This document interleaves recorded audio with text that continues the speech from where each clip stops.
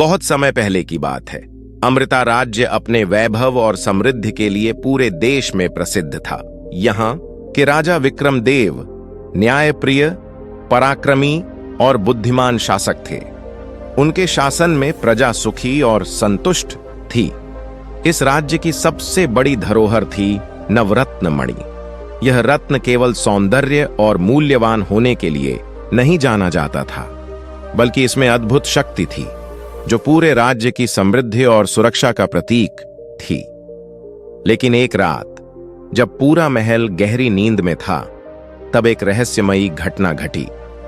राजा के शयन कक्ष में रखी नवरत्न मणि अचानक गायब हो गई।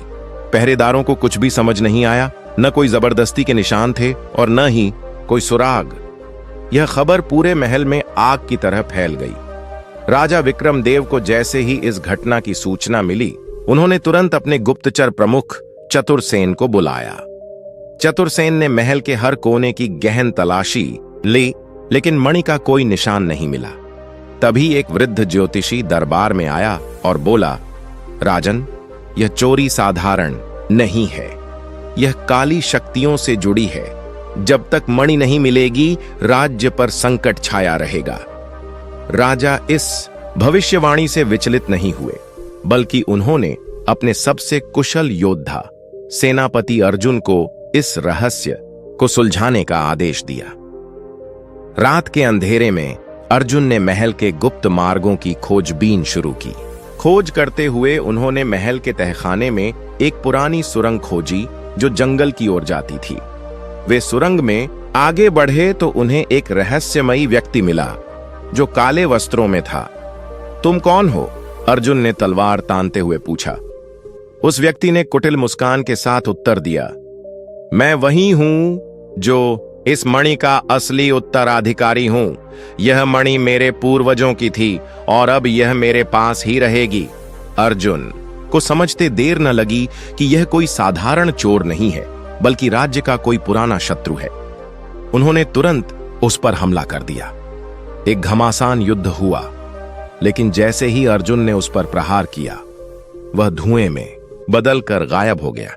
लेकिन जाते जाते वह एक कागज गिरा गया जिस पर लिखा था, यह तो बस शुरुआत है, असली खेल अभी बाकी है।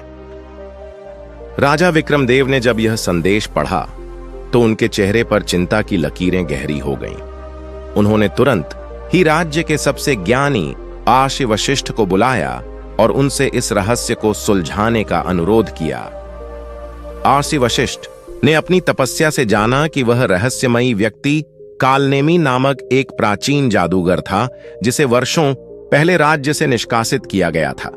अब वह अपनी शक्ति वापस पाने के लिए नवरत्न मणि का उपयोग करना चाहता था। राजा विक्रमदेव ने अपने सबसे बहादुर योद्धाओं को एकत्र किया और कालनेमी के गुप्त ठिकाने का पता लगाने के लिए एक गुप्त मिशन पर भेजा। अर्जुन, चतुरसेन और कुछ चुने हुए योद्धा उस जंगल में पहुंचे जहां सुरंग खत्म होती थी। वहां उन्हें एक पुराना भयावह किला मिला। किले में प्रवेश करते ही अर्जुन और उसके साथियों को चारों ओर से अजीब सी रहस्यमयी आवाजें सुनाई देने लगीं। ऐसा प्रतीत हो रहा था मानो उन्हें कोई देख रहा हो। अचानक उनके सामने एक विशालकाय पत्थर का दरवाजा खुला और अंदर से काले लबादे में लिपटे कुछ रहस्यमयी साधु निकले। तुम्हें यहां नहीं आना चाहिए था, उनमें से एक गहरे स्वर में बोला। अर्जुन ने तलवार निकाल ली, लेकिन तभी किले के आंगन में एक जलता हुआ दीपक अचानक हवा में उठा और अपने आप बुझ गया। पूरा माहौल डरावना हो गया। अर्जुन और उनके साथी सतर्क हो गए। तभी अचानक एक जोरदार गर्जना हुई और किले का मुख्य द्वार अपने आप बंद हो गया। अब तुम लोग यहां से बाहर नहीं जा सकते, एक और आवाज गूंजी। तभी कालनेमी स्वयं प्रकट हुआ। कालनेमी ने अपनी काली शक्तियों से अर्जुन और उसके साथियों पर हमला कर दिया। हवा में चमकती हुई आग की लपटें उठने लगीं और जमीन कांपने लगी। अर्जुन ने अपनी तलवार उठाई और अपने सैनिकों को आदेश दिया कि वे एकजुट होकर युद्ध करें। अर्जुन ने अपने साथ लाए दिव्य बाणों का प्रयोग किया, जिसे आर्षि वशिष्ठ ने विशेष रूप से कालनेमी की शक्तियों को नष्ट करने के लिए तैयार किया था। जैसे ही अर्जुन ने पहला बाण चलाया, कालनेमी की माया भंग होने लगी। उसने अपनी काली शक्तियों से प्रतिकार करने की कोशिश की, लेकिन अर्जुन और उसके योद्धाओं ने मिलकर उस पर आक्रमण किया। एक भयंकर युद्ध छिड़ गया, जिसमें कालनेमी ने अपनी तमाम मायावी शक्तियों का प्रयोग किया। लेकिन जब अर्जुन ने अपने अंतिम ब्रह्मास्त्र बाण को धनुष पर चढ़ाया और भगवान विष्णु का ध्यान किया, तो वह बाण कालनेमी के हृदय में समा गया। एक भयंकर गर्जना के साथ कालनेमी नष्ट हो गया और उसकी काली शक्तियां समाप्त हो गईं। नवरत्न मणि वापस अर्जुन के हाथों में थी। अर्जुन और उनके योद्धा विजयी होकर महल लौटे और राजा विक्रमदेव को मणि सौंप दी।